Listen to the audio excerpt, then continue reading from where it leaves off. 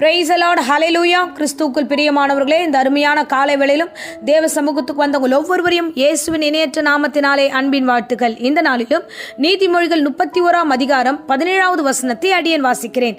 தன்னை பலத்தால் இடைக்கட்டி கொண்டு தன் கைகளை பலப்படுத்துகிறாள். ஆமேன், ஹல்லேலூயா. தன்னை பலத்தால் இடைக்கட்டி கொண்டு. இங்கே ஒரு மனுஷியை குறித்து சொல்லப்படுகிறது. அவள் புத்தி உள்ளவளாக காணப்படுகிறாள். பிரச்சனையின் வரும்பொழுது, ஒரு காரியம் துவண்டு போகிற மாதிரி ஒரு காரியம் வரும்பொழுது மற்றவர்களை அணுகாம அவளை பலப்படுத்திக் கொள்ளுகிறாள். ஹல்லேலூயா. தன் வீட்டு காரியங்கள் எல்லாம் கவனமா இருக்கிறவள், தன்னோடு கூட இருக்கிற செயல்பட வேண்டிய எல்லா காரியத்திலும் தன்னைத்தானே அவள் பலப்படுத்திக் கொள்ளுகிறார். ஹல்லேலூயா. நம்ம இன்றைக்கு நம்ம பலவீனப்பட்டோம்னா நம்மளை பலப்படுத்துவதற்கு கண்டிப்பா 2வது ஆள் 3வது ஆள் தேவைப்படுகிறது. யாராவது வீடேறி வந்து ஏன் இப்படி இருக்கீங்க, கவலைப்படாதீங்க, நீங்க இதை எழுந்து செய்யுங்க, பத்திரமா இருங்க அப்படின்னு உங்க வீட்டேறி வந்து சொன்னாதான் நீங்க எழுந்து நிற்பீங்களே.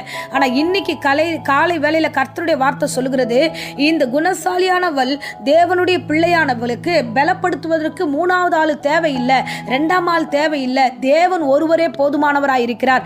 காலையில எழுந்து ஜெபிக்க ஆரம்பிக்கும் போதே தேவ பலன் மேலிருந்து உன்னதத்திலிருந்து நமக்கு வரும். ஆமென், ஹல்லேலூயா.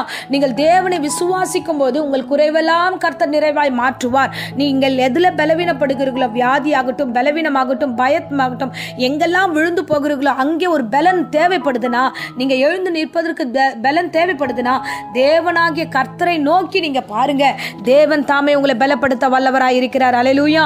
இந்த இடத்துல அந்த ஸ்திரியை குறித்து வாசிக்கிறோம். தேவ பிள்ளையாய் இருக்கிற அவளுக்கு பலத்தை பெறுவதற்கு தனக்குள்ள இருக்கிற ஆவியானவர் போதுமானவராய் இருக்கிறார், தன்னோடு இருக்கிற ஆண்டவர் போதுமானவராய் இருக்கிறார் என்று அவள் அறிந்து இருட்டோட எழுந்து தேவனுடைய காரியங்கள் எல்லாவற்றையும் அவள் சரியா செய்து தேவ சமூகத்தில் அமர்ந்து தன்னைத்தானே பலப்படுத்திக் கொள்ளுகிறாள். ஹல்லேலூயா.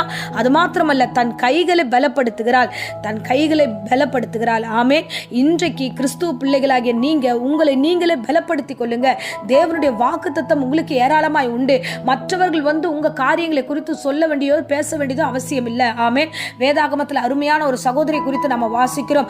2 ராஜாக்கள்ல இவ்விதமாய் சம்பவங்களை நம்ம பார்க்கிறோம். சூனேமித்தியாள் என்ற ஊர்ல ஒரு கனம் பொருந்திய ஸ்திரீ இருக்கிறாள். அவள் எப்பொழுதும் வந்து தன்னுடைய வேலைகளில் சுறுசுறுப்பாய் இருக்கிறவள். அவளுடைய வீட்டிற்கு ஒரு ஊழியக்கார் வந்து போகிறார், எலிசா என்ற ஊழியக்காரர். அவர் வரும்பொழுதெல்லாம் இவள் அவ்வளவு அழகாய் நேர்த்தியாய் கவனித்துக் கொள்ளுகிறாள். பக்தி உள்ளவளாக, தேவனுக்குள்ள தேவ பயபக்தி உள்ளவளாக காணப்பட்டா. ஒரு நாள் எலிசா யோசிக்கிறான், இந்த பிள்ளைக்கு நாம் எதாகிலும் செய்ய வேண்டுமே என்று தன் வேலைக்கார்ட்ட கேட்கிறான். அந்த பிள்ளைக்கு என்ன குறை சொல்லு பார்ப்போம் அப்படின்னு. அவளுக்கு ஏதாவது நம்ம செய்யலாம். அவளுக்கு பிள்ளை இல்லாது இருக்கிறது, அவளுக்கு ஒரு குழந்தை கொடுத்து எப்படியாகிலும் ஆண்டவர் ஆசீர்வதித்தா நல்லா இருக்கும் அப்படின்ற ஒரு ஆலோசனை கொடுக்குறாங்க. உடனே தேவனுடைய வார்த்தையை கொண்டு வந்து இந்த சகோதரி கிட்ட சொல்லுகிறார், நீ கவலைப்படாதமா, உற்பவ கால திட்டத்தில் நீ ஒரு பிள்ளையை பெற்றுக்கொள்வாய் என்று சொல்லிவிட்டு அவர் கடந்து போகிறார். அதே வார்த்தை நிறைவேறியது. அவள் ஒரு பிள்ளையை பெற்றெடுக்கிறார். கடந்த அந்த ஆசீர்வாதத்துக்காக அவள் காத்திருந்து தேவ சமூகத்தில் இருந்த பொழுதெல்லாம் தேவன் அவளுக்கு நேர்த்தியான ஒரு குழந்தையை கர்த்தர் கொடுத்திருந்தார். காலம் சொல்லுகிறது, அந்த குழந்தை பலவீனம் அடைகிறான். திடீர்னு என்று ஒரு நாள் தலை நோவுகிறது என்று சொல்லி அவன் மரித்து போகிறான். இதுதான் முக்கியமான சம்பவத்தை நாம் பார்க்கிறோம். ஒரு சூழ்நிலையில தேவ பக்தியாய் வாழ்ந்தவளுக்கு தேவன் பிள்ளையை கொடுக்கிறார். அந்த பிள்ளை இப்பொழுது அவள் மடியிலேயே மரித்து போகிறது. இப்பொழுது இந்த இடத்துல தான் அந்த பிள்ளை தன்னைத்தானே பலப்படுத்திக் கொள்ளுகிறார். அந்த வீடு சந்தோஷமா இருந்த வீடு மரண வீடாய் மாறுகிறது. மாறின உடனே என்ன நடக்க வேண்டும்? அந்த இடம், அந்த பிள்ளை விழுந்து போனதுமே என்ன நடந்திருக்கும்? நாமளா இருந்தா என்ன பண்ணிருப்போம்னா, அந்த வீட்டையே 2ஆயிருப்போம், ஊரையே 2ஆக்கிட்டு இருப்போம். ஊரெல்லாம் போய் சொல்லி அழுது, நான் கேட்கவே இல்லை, தேவனே வந்து குழந்தையை கொடுத்து இப்படி பண்ணிட்டாரு, அந்த மனுஷன் வந்து இப்படி பண்ணிட்டாங்க, இந்த ஊர்ல இருந்து இப்படி வந்து இப்படி பண்ணிட்டாங்கன்னு எல்லாருக்கும் மத்தியில இந்த மரண செய்தியை பெரிய அளவுல நம்ம பேச ஆரம்பிச்சிடறோம். ஹல்லேலூயா. ஆனா இங்கே இந்த ஸ்திரீ என்ன தெரியுமா பண்ணுகிறா? தன்னோடு கூட இந்த ரகசியத்தை வைத்துக்கொண்டு தேவ மனுஷனை நோக்கி போகிறா.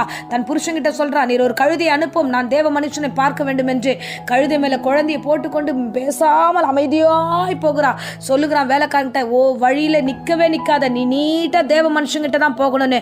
இங்கதான் ஒரு பியூட்டி, இங்கதான் ஒரு ஞானத்தை காண்கிறோம். இங்கதான் பலவீனம் அடையக்கூடிய ஒரு சூழ்நிலையில பலனால் தன்னைத்தானே பலப்படுத்தி கொண்டு அழுகை வராம முயற்சி பண்ணி தேவ சமூகத்துக்கு ஓடி வருகிறார். நம்ம வழியெல்லாம் பேசிக்கிட்டு வருவோம், வழியெல்லாம் தூற்றிக்கிட்டு வருவோம், வழியெல்லாம் அவிசுவாசமான வார்த்தைகளை விதைச்சிருப்போம். என்ன ஆண்டவர், என்ன அவருக்கு என்ன குறை வச்ச, நான் எவ்வளவோ செஞ்சேனே, எனக்கு எதுவுமே செய்யலையே, என் பிள்ளை இப்படி கிடக்குதுன்னு சொல்லிட்டு வழியெல்லாம் நம்ம புலம்பிருப்போம். வழியெல்லாம் பார்க்குறவங்க கிட்டலாம் சொல்லியிருப்போம். ஆனால் இவ எங்கேயுமே பேசல. ஹல்லேலூயா. அருமையானவளே, இந்த நாட்களில் தேவன் உங்களோடு கூட பேசி கொண்டிருக்கிறார். நீங்கள் கவனமா இந்த பிரசங்கத்தை கேளுங்க. தேவன் தாமே உங்களோடு முகமுகமாய் பேசுகிறார். மரண வீட்டை அவள் வெளிப்படுத்தல, தன்னுடைய வீட்டின் ரகசியத்தை அவள் வெளிப்படுத்தல, விழுந்து போன கூடாரத்தை அவள் வெளிப்படுத்தல, மரித்து போன சூழ்நிலையை அவள் வெளிப்படுத்தல. நீட்டாய் ஓடி தேவ மனுஷன் முன்பதாக விழுகிறா. நீர் கொடுத்த பிள்ளை, நீர் சொன்ன வாக்கின்படி, நான் அன்னைக்கே சொன்னேனே பொய் சொல்லாதீங்கன்னுட்டு, நீங்க கொடுத்த பிள்ளை என்று தேவ சமூகத்தில் அர்ப்பணிக்கிறா. உடனே எலிசா ஜெபிக்கிறான், அந்த பிள்ளை உயிர் வருகிறது. ஹல்லேலூயா, ஹல்லேலூயா. இதுதாம்மா விசுவாசம், இதுதாம்மா பலப்படுத்துதல். சூழ்நிலைகள் இருக்கும்போது, பணம் இருக்கும்போது, பிரச்சனை இல்லாம நம்ம வாழும்போது நம்மளை ரெடி பண்ணி பலனா இருந்து என்னால முடியும்னு பேசுகிற வார்த்தை அல்ல. விழுந்து போகும்பொழுது, பலவீனம் அடையும் போது, பயம் வரும்போது, பிரச்சனை வரும்போது, பணம் இல்லாத போது, சண்டை வரும்போது, வியாதி வரும்போது உங்களை நீங்களே பலப்படுத்துங்க. கர்த்தர் கொடுத்த வாக்கை பெற்றுக்கொள்ளுங்க. தைரியமா எழுந்து ஓடுங்க. தேவன் உங்களை பலப்படுத்துவார், தேவன் உங்களை நடத்துவார். இந்த ஸ்திரீக்கு நல்லா தெரியும், கிறிஸ்து கொடுத்த பலன் இது, கிறிஸ்து கொடுத்த பிள்ளை இது, கிறிஸ்து கொடுத்த வாழ்க்கை இது இந்த வாழ்க்கை இழந்து போக மாட்டேன் என்ற ஒரு உணர்வு அவளுக்கு இருந்தது. இன்றைக்கும் உங்களுக்கு அந்த உணர்வோடு கூட பாருங்க, உங்களை நீங்களே பலப்படுத்திக் கொள்ளுங்க. கொடுத்த இந்த வருட வாக்குத்தத்தம் உண்டு, இந்த வருடம் கர்த்தர் கொடுத்த ஆசீர்வாதம் உண்டு. உங்களை பலப்படுத்துங்க. 3ஆம் ஆள் கிட்ட போகாதீங்க. நீ தூங்கி எழுந்திருக்குள்ள எல்லாருக்கும் அந்த போயிடும், அந்த மைனஸான வார்த்தைகள் போயிடும், உங்கள் வீட்டு ரகசியங்கள் வெளியில போயிடும், உங்களை சார்ந்த எல்லா பிசினஸ் ரகசியங்கள் வெளியில போயிடும். அதெல்லாம் வெளியில விடாதீங்க. மௌனமாய் ஞானமுள்ள ஸ்திரீயை போல நடந்து கொள்ளுங்க. அது இந்த பிரசங்கம் யார் கேட்டிருந்தாலும் சரி, உங்களுக்கு ஒரு ரகசியத்தை சொல்லுகிறேன். உங்களை நீங்களே பலப்படுத்துங்க. உங்களை நீங்களே இடைக்கட்டி கொண்டு உங்க கைகளை பலப்படுத்தி தேவனை நோக்கி பாருங்க. தேவன் எல்லாவற்றையும் உயிர்ப்பித்து உங்க கையில கொடுப்பார். ஆமென். இப்பொழுதும் அடியேன் உங்களுக்காக ஜெபிக்கிறேன். அன்பு ரட்சகா, இந்த அருமையான தருணத்துக்காய் ஸ்தோத்திரம். இந்த பிரசங்கத்தை கேட்ட ஒவ்வொரு பிள்ளைகளையும் ஆசீர்வதியும், வழி நடத்தும். பயத்தையும் பலவீனத்தையும் எடுத்து போடுங்க. வியாதி விக்கனங்கள் எடுத்து போடுங்க. கர்த்தருடைய பிரசன்னமும் கிருபையும் கூட இருக்கட்டும். தொடர்ந்து ஆசீர்வதியும், வழி நடத்தும். இயேசுவின் நாமத்தினாலே ஜெபித்து ஒப்பு கொடுக்கிறேன் நல்ல பிதாவே.